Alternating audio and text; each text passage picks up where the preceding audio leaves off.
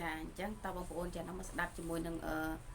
អតិថិជនខ្ញុំចាเนาะដែលគាត់មានបញ្ហារោគកលៀនរយៈទី4ហើយនឹងទឹកនោមប្រៃហើយនឹងបេះដូងរីកបងប្អូនទាំងអស់គ្នាចាអញ្ចឹងគាត់មកញ៉ាំឈុតសុខភាពនឹងហើយបងប្អូនចាបានសុខភាពបែបណាបងប្អូនអស់គ្នាចាអញ្ចឹងទៅស្ដាប់ទាំងអស់គ្នាចាមកស្ដាប់សម្លេងអ្នកដែលគាត់ប្រើប្រាស់ផ្ទាល់ទាំងអស់គ្នានេះខែ secret ដើម្បីសម្រាប់លេងឈាមខ្ញុំកាត់គ្លៀនមកកាត់ទី4បើហូបហើយទៅពិនិត្យនៅតែថៃថាឈាមយើងល្អបានច្រើនវិញអញ្ចឹងណាចាហើយមិនតែប៉ុណ្្នឹងហើយខ្ញុំនៅផលក្រៅពីមុនមកខ្ញុំតាមនេះផងមានអាហារបរិផ្សេងៗទៀតហ្នឹងចាតាមនេះសម្រាប់លេងឈាមអញ្ចឹងហើយហូបអត់តែកាន់ចាប់មួយចាប់ទៅស្បែកមុខយើងភ្លឺអញ្ចឹងភ្លឺនេះកាមេរ៉ាស៊ីនអត់នេះអីទាំងអស់ចាវាក្រែងវាក្រែងតិចចាហើយលទ្ធផលវាហ្នឹងគឺហូបដើម្បីដូចជាលេងឈាមមានជាតិអាស៊ីក្នុងឈាមយើងមានជាតិពុលមានខ្លាញ់រោគបេះដូងដូចខ្ញុំអញ្ចឹងខ្ញុំខ្លាញ់រោគបេះដូងចាពីមកគាត់ហូបផលឈាមបន្លែខ្លាំងចា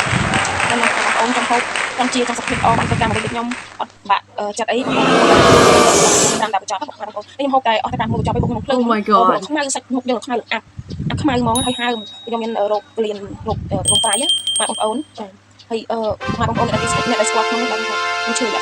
3 10ឆ្នាំ4 10ឆ្នាំក្លៀនដល់ដំណាក់កាលចុងក្រោយពីយើងកាត់រោគប្រៃយើងប្រើថ្នាំច្រើនជួយទៅខូចវារំសាប់រាងកាយយើងគ្មានកន្លែងណាដែលទេហើយចិត្តពលច្រើនចិត្តពលដល់ថ្នាក់ខូចក្លៀនវាស៊ីអស់ចាចិត្តពលស៊ីក្លៀនតែហើយរហូតដល់មកធ្វើទៅបេះដូងទៅជាមានជំងឺនៅឈាមឡើងចិត្តខ្លាញ់ចាខ្លាញ់ក្នុងខ្សែឈាមចាបេះដូងរីកចុកធ្វើការញាប់កាទេអស់កម្លាំងពេលដែលហូបហើយមានកម្លាំងច្រើនព្រោះវាអាហារបងខ្លាំងចាប់ផ្លែឈើច្រើនមុខមែនតើហើយស្បែកយើងស្អាតភ្លឺចេញពីខាងក្នុងហើយទាំងខ្ញុំអ្នកដែលជំងឺក្លៀនដំណាក់កាលចុងក្រោយទៀតស្បែកមុខឡើងក្រហមហើយហូបហើយសាច់មុខសាច់យើងជើងយើងឡើងក្រហមចាំជួយតាមគ្រាប់ឈាមក្រហមឲ្យបានច្រើនជួយប្រឆាំងឈាមសគ្រាប់ឈាមសឡើងខ្លាំងអាចមកប៉ះពាល់ហូបឈាមគ្រាប់ឈាមក្រហមយើងអស់អញ្ចឹងជួយកាត់បន្ថយចាខ្ញុំហើយជាអ្នកដែលខ្សោយខ្វះគ្រាប់ឈាមចូលឈាមរហូតដោយសារតែខ្ញុំមានជំងឺក្លៀនបើចូលឈាមទេយើងស្លេកស្លាំងចាស្លេកស្លាំងតែម្ដងខ្ញុំជំងឺច្រើនព្រោះខ្ញុំមានជំងឺទីផងអញ្ចឹងពីវា